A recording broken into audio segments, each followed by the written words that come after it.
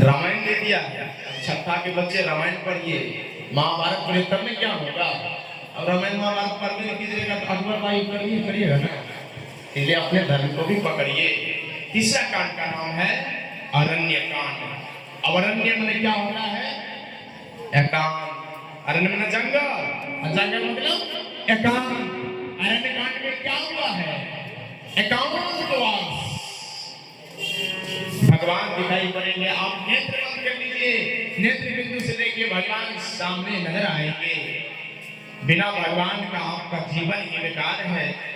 जल जाए जिह्वा पापनी राम के बिना, जल जाए जिह्वा पापनी राम के बिना, जल जाए जिह्वा पापनी राम के बिना, राम के बिना पूरक, राम के बिना पूरक, राम के बिना जल जाए जिह्वा पापनी राम के बिना, जल जाए जिह्वा पापनी राम के बिना, जल जाए जिह्वा पापनी राम के बिना।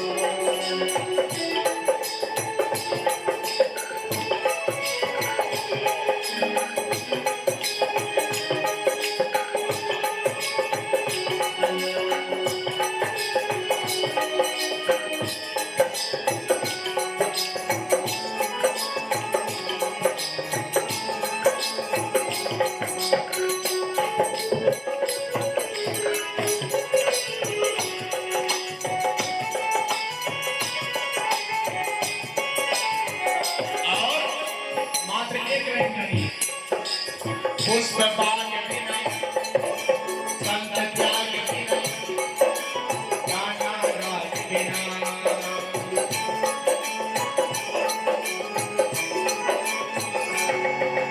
पुष्प बाग बिना, संत त्याग बिना, गाना राग बिना, शीश नमन बिना, नयन दर्श बिना, नारी सुहाग बिना, शीश नमन बिना, नयन दर्श बिना, नारी सुहाग बिना, भजन बिना नर कैसे कैसे, भजन बिना नर कैसे कैसे, भजन बिना नर कैसे कैसे, अश्व लगाम बिना जल जाए जिह्वा पापनी राम के बिना, जल जाए जिह्वा पापनी राम के बिना, राम के बिना पूरक, राम के बिना पूरक, राम के बिना जल जाए जिह्वा पापनी राम के बिना, जल जाए जिह्वा पापनी राम के बिना, जल जाए जिह्वा पापनी राम के बिना। विचार करें, जल जाए जिह्वा पापनी राम के बिना। पुष्प बाग बिना, संत त्याग बिना, गाना राग बिना। जिस गाना में राग नहीं चलेगा अच्छा लगेगा नहीं। शीश नमन बिना, ये सिर्फ झुकना छोड़ दिया बड़ों के चरणों में। शीश नमन बिना, नयन दरस बिना, नारी सुहाग बिना। बिना सुहाग का नारी अच्छा लगेगा नहीं लगेगा। देखिए, दीप बिना दिया के, घोर बिना धिया के, सिंगार बिना पिया के बिल्कुल बेकार है कि नहीं? ये सब बेकार है। गाड़ी बिना चालक के, घर बिना बालक के, मंच बिना संचालक के बिल्कुल बेकार है। ये सब बेकार है। याद रखिए, तो बिना सुहाग का स्त्री अच्छा नहीं लग सकता है। उसी प्रकार भजन बिना नर ऐसे जैसे अश्व लगाम बिना, जिस घोड़े के लगाम नहीं रहेगी वो घोड़ा बेकार है। इसलिए मन रूपी घोड़ा पे आप राम रूपी लगाम लगा दीजिए, खींच करके आप रथ पे बैठ सकते हैं। ये देखिए पॉइंट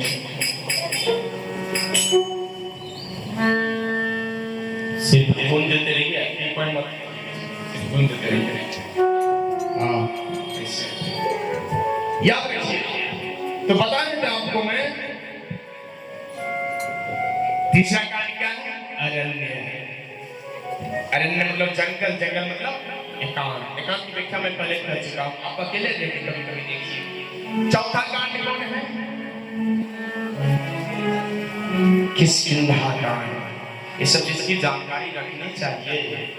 किष्किंधा कांड, किष्किंधा कांड मतलब क्या होता है? किष्किंधा कांड में एक जीव का एक शिव से मिलन हुआ है, और कराए कौन है? कराने वाले हनुमान जी हैं। हनुमान जी कौन है? महात्मा। सुनिएगा पॉइंट ध्यान से। हनुमान जी कौन है? महात्मा। सुग्रीव कौन है? आत्मा। राम जी कौन है? परमात्मा। एक महात्मा ने आत्मा को परमात्मा से मिला दिया। इसलिए आप महात्मा की डोर को पकड़े, किसी हनुमान जी के महात्मा को पकड़े।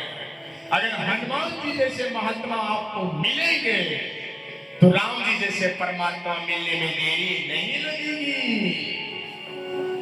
दो चार लोग भूत मिला हनुमान जी को, भूत। वो भूत पूछता है हनुमान जी से, आप कौन है? बोले हम राम के दूत। भाग गया भूत, बोले हमने रहेंगे कि राम का दूत है, इसके पास रह के क्या करेंगे? इसलिए समाज में अगर हनुमान रूपी महात्मा मिल जाएगा तो राम रूपी परमात्मा तुरंत मिल जाएगा। हनुमान जी जैसे शिक्षक मिल जाएंगे तो राम जी जैसे परीक्षा फल देने वाले मिल जाएंगे। इसलिए हनुमान रूपी महात्मा बनिए, किसी हनुमान का सहारा लीजिए। उस हनुमान से कहिए कि हे हनुमान जी, आप हमको भगवान से मिला दीजिए। क्योंकि हनुमान जी चारों जुग पर ताप तुम्हारा है, प्रसिद्ध जगत उजियारा। चारों जुग पर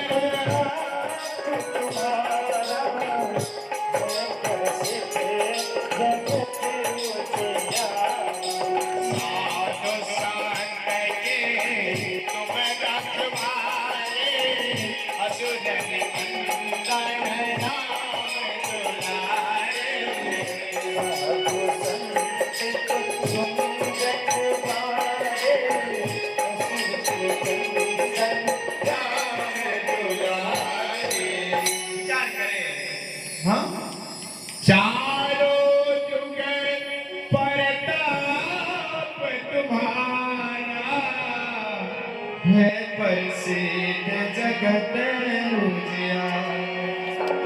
चार युग के प्रतापी हनुमान जी। इसलिए हनुमान रूपी महात्मा को पकड़िए, राम रूपी परमात्मा को मिल जाएंगे। ये है किष्किंधा कांड। अच्छा, अगला कांड कौन है? सुंदर कांड। अब देखिएगा संतोष बाबू, आपके जीवन में क्या है कि निर्मलता, बालकांड निर्मलता है। बच्चा जीवन से अयोध्या तकरार समाप्त होगी, अरण्य कांड काम करिएगा, किष्किंधा कांड में महात्मा मिलेगा, परमात्मा मिलेंगे। जब इतना चीज मिल जाएंगे तो सुंदर कांड में भक्ति देवी का दर्शन हो जाएगा। बोलिए भक्त वत्सल भगवान की नाम है सुंदर कांड। काम देखिए उसके नाम क्या है? सुंदर कांड। काम देखिए उसका। हनुमान जी का भेंट पहले किससे हुआ? किससे हुआ? हनुमान जी का भेंट आज सुरसा जैसी राक्षसी से हुआ है। मारे हैं हनुमान जी? अब बताइए, हनुमान जी उसको मार दिए हैं, क्योंकि हनुमान जी का बोहनी गड़बड़ है। जाने लगे तो महिला मिली, लंका पहुंचे तो महिले मिल गई, गिरत पे लंकिनी नाम की राक्षसी मिल गई। सुरसा क्यों हनुमान जी को रोके थे? जस जस सुरसा बदन बढ़ावा, तासु दून कपि रूप दिखावा। 16 जोजन मुक्त ही थयो, तुरंत पवन सुत 32 हनुमान जी की परीक्षा ले रहे हैं। हनुमान जी आप हैं ब्रह्मचारी, आप लंका जा रहे हो, 16 कला से सुंदर नारी है, आप फंस जाएंगे तो क्या होगा? हनुमान जी ने कहा कि अगर वहां के नारी में 16 कला है, मैं अपने अंदर 32 कला रखने की क्षमता रखता हूं, मेरा कुछ नहीं बिगाड़ेगा। इसलिए 16 जो जन मुक्त ही थे वो तुरंत पवन सुत 32 हो गए। हनुमान जी ने दिखा दिया हमको कोई कुछ नहीं बिगाड़ सकता है। ये हनुमान जी परीक्षा में सफल हो गए। और जब हनुमान जी गए हैं तो मैया सीता से दर्शन हुआ है। सीता जी कौन है? भक्ति। हनुमान जी कौन है? भक्त। एक भक्त का भक्ति देवी से मिलन हो गया तो बोलिए सुंदर कांड होगा कि नहीं? जब भक्ति मिलेगी वहां सुंदर कांड होंगे। तो सुंदर कांड मतलब भक्ति का मिलन। आप देखिए जब इतना चीज आपको मिलेगा तब आपको फल मिल जाएगा। बोले कौन सा फल मिलेगा? अगला कांड का नाम क्या है? सब नहीं यार, लंका कांड। क्या नाम है? और लंका कांड। जैसे आपके हृदय रूपी वक्षस्थल पे, हृदय रूपी घर में भक्ति देवी का पदार्पण होगा, क्या आपके हृदय से यानी लंका नगरी से काम क्रोध मोह रूपी रावण सब भाग जाएगा, लंका कांड समाप्त हो जाएगा।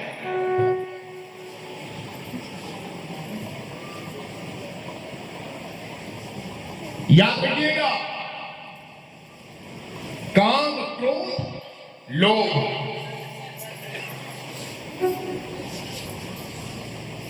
क्रोध ही रावण है, काम ही मेघनाद है, लोग ही कुंभकर्ण है। ये तीनों मर जाएंगे और भक्ति देवी बैठ जाएंगे। और अंतिमा कांड का नाम है उत्तरकांड। और उत्तरकांड में तब क्या होगा? जब सब कुछ आपके अंदर आ जाएंगे, आपका हृदय साफ हो जाएगा, तब आपके हृदय रूपी पे कौन बैठेंगे? राम रूपी राजा जी विराजमान हो जाएंगे। आपके हृदय में राम मोहम्मद राजा बन जाएंगे। ये सातों कांड भगवान को प्राप्ति करने के सातों कांड में ही है 7 रास्ते।